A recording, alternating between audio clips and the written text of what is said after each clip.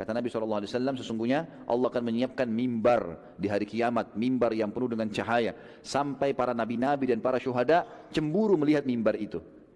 Maka Nabi SAW, para sahabat bertanya, Rasulullah, mimbar siapakah itu? Kata Nabi SAW, itu mimbar yang disiapkan untuk orang yang saling mencintai karena Allah. Makanya perlu teman-teman sekalian, antum mencari sesama jenis, laki-laki sama laki-laki, perempuan sama perempuan, siapa di antara teman-teman kita ini yang lebih soleh, lebih baik, ya, ibadahnya kepada Allah, lebih tinggi ilmunya, lalu kita datang kepadanya dan mengucapkan, uhibbuka fillah, aku mencintai kamu karena Allah. Ini sunnah. Sebab ada pernah sahabat yang mengatakan di hadapan Nabi SAW, ya Rasulullah, saya suka orang ini, saya cintai karena Allah. Karena orang itu sholatnya khusyuk, bagus ibadahnya. Kata Nabi SAW, kejar dia dan ucapkan di hadapannya. Jadi dia mengucapkan kalimat itu. Ini sunnah Nabi SAW. Dan ukhuwah dalam Islam ada dua macam. Ada ukhuwah ammah, ukhuwah yang sifatnya umum. Semua muslim wajib kita hormati, kita cintai. Dan ada ukhuwah khasah, ada ukhuwah yang khusus ya. Ini hanya terjadi pada orang-orang tertentu yang kita pilih saja. Uhibbuka fillah. Kalau ada orang menyebut ke awak uhibbaka fillah, maka jawabannya ahabbakallahu fima ahbabtani. Mana tahu ada orang uhibbuka fillah. Dijawablah, jawabnya ahabbakallah fima ahbabtani. Semoga Allah mencintaimu sebagaimana engkau cinta karena Allah. Lelaki sesama laki-laki, jangan awak sabui ke bini orang. Ungkapan uhibbuka fillah, saya mencintaimu karena Allah, ini adalah ungkapan yang dipertanggungjawabkan di hari kiamat. Saya biasanya mengungkapkan ini kepada guru saya yang berkesan, baik guru saya di pondok maupun guru-guru saya di LIPI ya dulu. Saya ungkapan uhibbuka fillah ya Syekh, uhibbuka fillah Ustaz. Saya biasa ungkapan ini biasanya sama seorang yang memang berkesan sekali dalam hidup saya, dan dia bukan hanya berucap saja tapi juga menjadi teladan, dikagumi, dicintai. Ya Ustaz, Anda cintakan kepada antum karena Allah. Biasanya Anda bilang kayak gitu. Dan ternyata pada akhirnya kecintaan kita ini akan betul-betul ditanya oleh Allah. Betulkah kita mencintainya? Dan betulkah atas dasar Allah? Karena pada akhirnya kecintaan, kalau kita bilang uhibbuka fillah, berarti orang kita cintai itu, setiap kita cinta kepada dia, maka bertambah iman kita dan amal soleh kita. Kata Nabi, sunnah kalau kita cinta sama seseorang itu ngapain? Sampein ke dia, bilang kalau kamu tuh cinta sama dia, tapi dia di sini tuh laki-laki, perempuan. Nah, ekspresinya nggak usah berlebihan sampai gimana? Bahaya itu. Ntar jadi terjebak kepada kaum Nabi apa gitu kan ya. Jadi mending boleh kan mencintai sesama laki-laki, tapi dengan ekspresi apa? Karena Allah bilang, ana uhibbuka fillah, aku mencintaimu karena Allah. Kalau kita geli, berarti kita nggak tahu hadisnya. Pas dapat SMS, akhi, aku mencintaimu karena Allah. Geleh. Terus tiba-tiba jadi geleh gitu kan ya. Dihapus, diblok. Gak usah gitu. Ekspresinya aja bedain. Jadi mereka bercanda dan mereka ngaku mereka sedang bercanda. Allah tidak menyalahkan mereka. Benar mereka bercanda. Tapi meskipun bercanda, tetap hukumnya apa? Kafir. Karena tidak mungkin kalau orang punya beriman kemudian dia berani bercanda tentang Allah, ngejek Rasulullah SAW. Tidak mungkin ada keimanan dalam hatinya. Jadi masalah ini masalah yang berbahaya. Karena kafirnya seorang keluar dari Islam bukan hanya sekedar serius, bahkan dia bercanda, mengolok-olok. Sekedar bercanda juga bisa mengeluarkan dia dari Islam. Kemudian kata Allah Subhanahu wa taala, "Qul," katakanlah wahai Muhammad, katakanlah, "Abillahi," Allah, apakah dengan Allah kalian bercanda? Satu. Wa ayatihi, ayat-ayatnya. Dua. Wa rasulihi, rasulnya. Tiga ya. Ini ada ya. Apa kepada Allah, ayat-ayatnya, rasulnya kalian berani mengejek? Ya. La ta'tadziru, jangan minta maaf, jangan cari alasan. Qad kafartum ba'da imanikum. Kalian telah kafir setelah beriman. Enggak setuju dengan syariat Islam itu hukumnya kafir. Karena itu kalau dia muslim yang berbicara begitu, cepat sadari, tobat kepada Allah. Cabut. Loh, perkara kamu tadi itu tidak mengamalkan syariat Islam, kamu tobat. Tapi kalau tidak setuju dengan syariat, walaupun kamu sholat tetap kafir, saudara. Hati-hati, ini tidak boleh keluar dari lisannya orang muslim, atau mendukung ucapan orang demikian, atau bergabung dengan orang yang demikian. Awas, itu golongan bahaya itu. Hindari. Ini perkataan demikian tidak boleh dari orang-orang muslim. Awas, hati-hati, jangan dibuat mainan.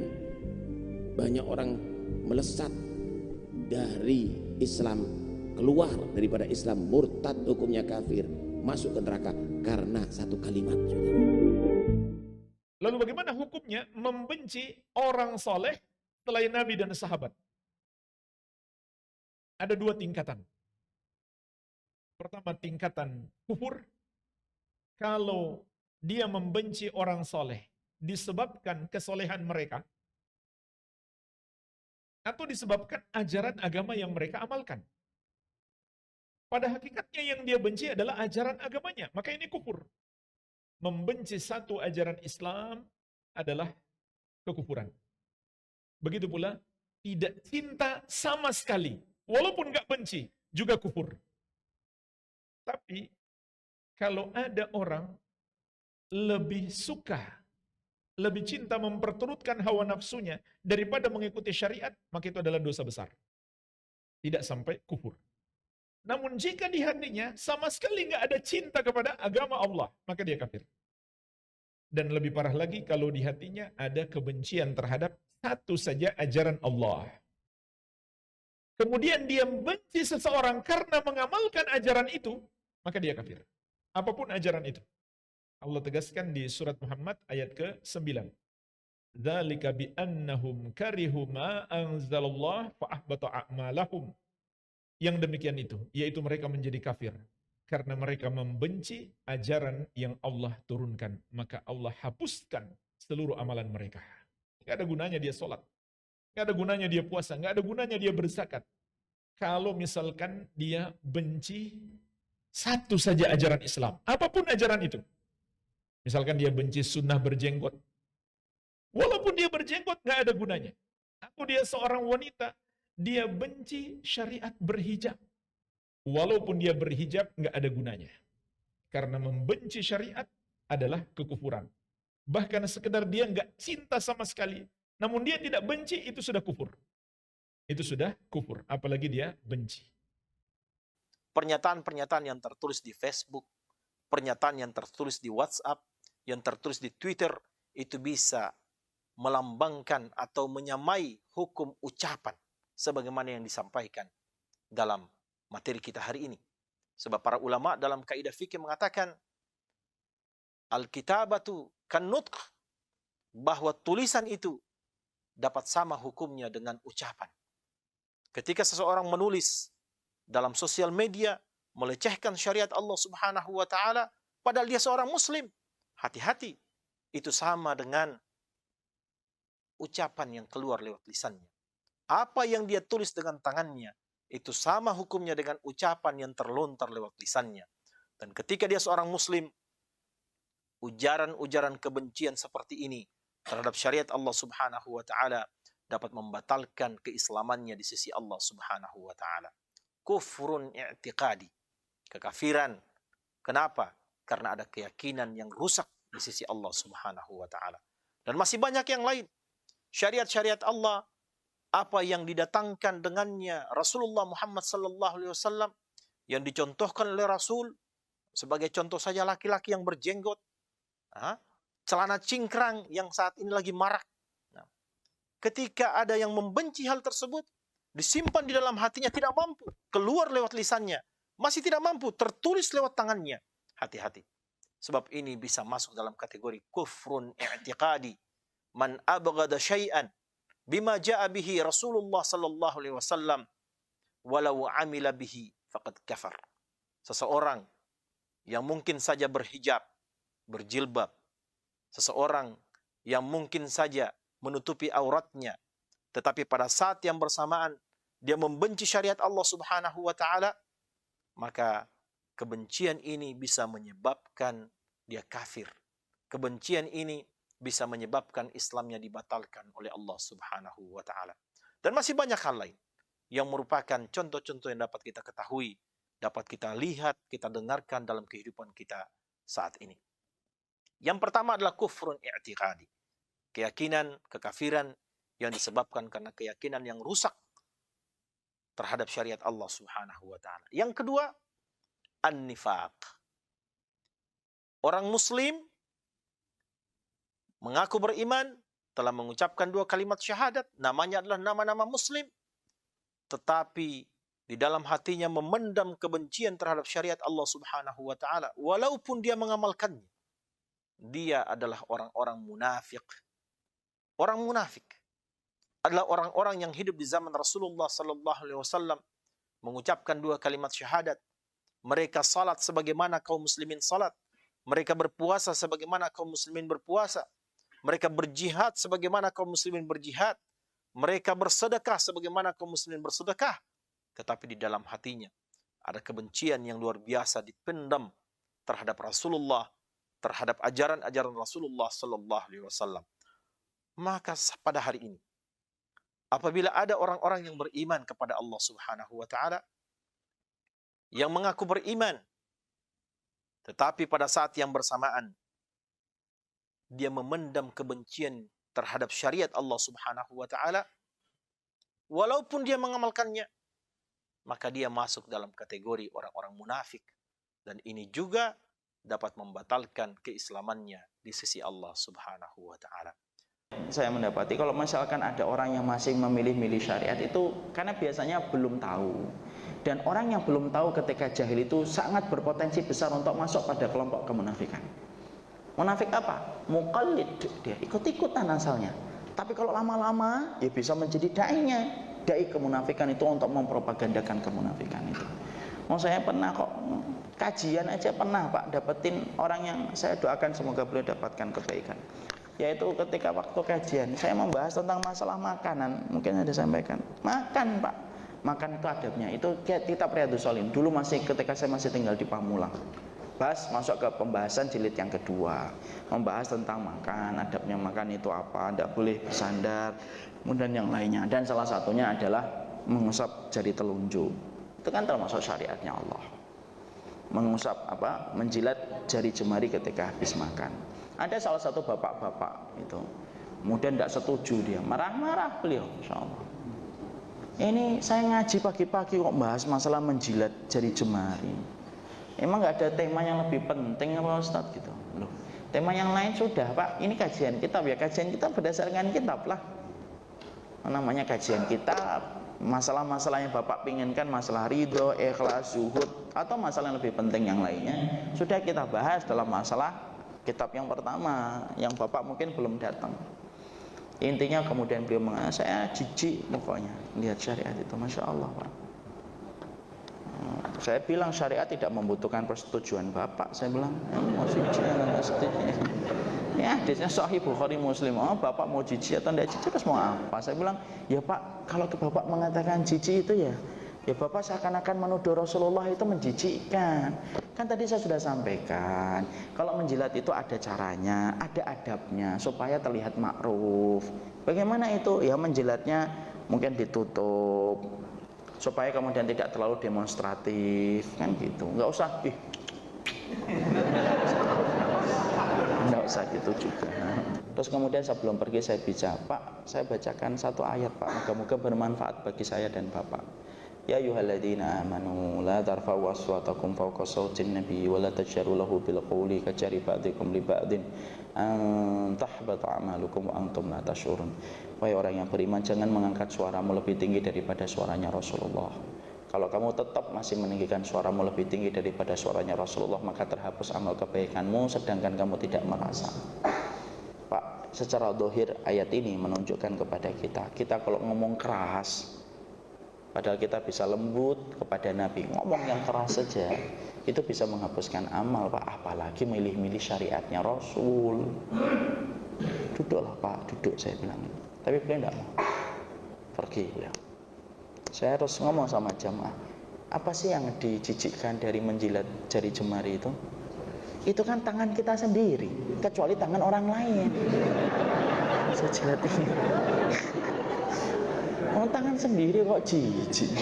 Yang lebih menjijikkan itu sendok. Loh ya enggak? Karena bukan dari tubuh kita. Masuk keluar mulutnya beda-beda itu. Bisa enggak Bapak kamu? Pernah enggak Bapak kemudian ke restoran kemudian bawa sendok sendiri? Enggak pernah kan? Kenapa enggak pernah? Karena Bapak enggak merasa jijik. Loh, sama sendok enggak jijik, tangannya sendiri yang dia bersihkan. Kalau kemudian kepanjangan dikit dipotong. Kalau perempuan manikur pedikur kemudian tangannya, lu kok dia jijik? Terus saya pikir itu yang ini gimana sih? Syariat itu tidak mungkin salah. Saya bilang kalau Bapak pengen jijik harusnya itu sendok Bapak jijik. Tapi itulah kadang-kadang. Makanya kebodohan itu kadang-kadang dekat dengan kemunafikan. Tapi tidak semuanya. Makanya kewajiban kita untuk mengingatkan. kewajiban kita untuk menyampaikan. Atiullah wa rasul fa in tawallaw fa innallaha la yuhibbul kafirin. Taatlah pada Allah dan Rasul. Taat pada Allah, taat pada perintah Allah yang ada dalam Quran. Taat pada Rasul, mengerjakan sunnah-sunnah Rasulullah. Fa in tawallaw, jika engkau berpaling. Jika engkau berpaling berarti awalnya lurus. Berarti ini orang muslim. Maka sesungguhnya Allah tidak menyukai orang-orang yang kafir. Jadi sebenarnya berpaling dari satu ayat pun Allah sudah menceritakan itu kafir. Ayolah, pahamilah, kan gitu.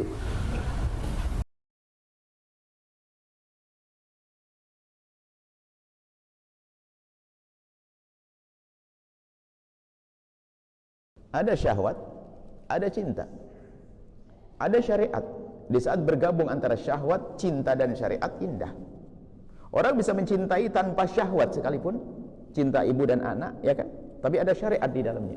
Tapi ada orang syahwat tanpa cinta, na'udzubillah. Ada seorang perempuan yang menjual diri di negeri-negeri yang tidak beriman. Dia menjual diri. Lihat, apa ada cinta? Ada cinta. Setelah berhubungan selesai. Jadi jangan digabung, campur adukkan. Cinta sendiri, syahwat sendiri, ada syariat. Anda ahli iman digabungkan semuanya. Maka Anda menikah, ada syahwat, ada cinta, ada syariat. Indah. Nah, sekarang yang perlu jaga hatimu, wahai anak-anakku semuanya. Kalau Anda ingin mencintai seseorang, Anda pikirkan. Karena cinta itu rasional. Masuk akal, bukan yang nggak masuk akal itu orang gila, cinta buta. Coba, bisakah Anda, wahai ibu yang solehah, mencintai menantu ya? Menantumu itu begini, bisa enggak kira-kira mencintai menantumu? Gimana menantunya, Bu ya? Menantumu adalah orangnya jelek rupa, perilakunya jahat, suka mukul orang, caci maki orang, baunya tak sedap. Mau enggak, bisa cinta enggak? Ya enggak bisa, akalnya enggak bisa mencintai karena perilakunya tak baik. Tapi seorang bapak, seorang ibu bisa berkata begini, oh itu menantuku, aku sangat mencintainya. Biarpun dia tak ganteng-ganteng amat, tapi dia baik hatinya, masih bisa begitu. Jadi dalam mencintai itu Anda bisa memilih sebetulnya. Yang repot terlanjur jatuh cinta. Allah dilawan, orang tua dilawan. Sebetulnya cinta itu kan ada proses. Nggak ada orang serta-merta mencintai itu mesti cinta bohong. Mau ketemu di pinggir jalan, I love you, bohong tuh. Nggak ada proses itu mesti cinta-cinta bohongan. Kalau pergi pun tidak akan ada kesan. Cinta yang sesungguhnya ada proses. Pertama adalah namanya kagum. Jadi kagum tuh. Kagum itu begini, misalnya Anda waktu di sekolah, di madrasah, mungkin sekelas ada 20 orang. Kan Anda pernah di antara mereka ada orang yang sifatnya baik. Laki-laki dengan laki-laki dulu. Saya tidak ngomong dengan perempuan dulu. Sifatnya baik, santun, lembut, itu ada. Anda pun menyanjung dia, baik. Sama wanita pun juga begitu.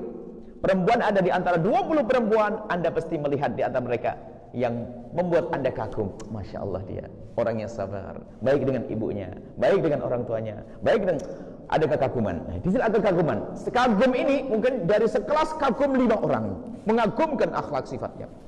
Kalau Anda kagum nggak pakai kriteria, kagum gila. Pasti ada sesuatu yang lebih di dia. Baik, setelah Anda kagum dalam mencintai, supaya Anda salah. Ini ringkas saja, sebenarnya cerita panjang. Setelah Anda kagum, baru Anda cenderung di antara 5 Anda laki-laki, di antara 5 wanita yang Anda kagumi, ada kecenderungan yang sangat spesial. Karena apa? Ada harapan. Kalau kagum saja belum tentu kita menikahi dia, tapi sudah mulai mengarah ke sana. Kayaknya dia yang cocok buatku, jadi ibu buat anak-anakku. Dia kayak dari keluarga baik-baik, dia lembut hati dan sebagainya. Baru malah ada kecenderungan. Belum mencintai. Kalau tiba-tiba langsung cinta, ini adalah orang yang salah. Makanya kalau orang sudah terlanjur cinta, repot, gula Jawa rasa coklat kan. Nggak bisa, orang tua ditolak, Allah dilanggar. Bukan langgar, Allah dilawan. Baik, setelah dia ada kecenderungan satu orang, belum cinta dia, maka melangkah kepada urusan syariat menuju keabadian. Gimana caranya? Kira-kira mungkin tidak dia menikah dengan aku? Kalau mungkin, oke, baru dibahas di sini. Maka jangan main api, main cinta kecuali mau pernikahan. Kalau sudah aku akan menikah, betul aku akan nikahi dia, baru Anda lamar ya. Sebelum melamar Anda melakukan sholat istikharah. Kemudian di saat Anda melamar kok Anda ditolak, nggak sakit hati karena hati Anda belum cinta dengan dia.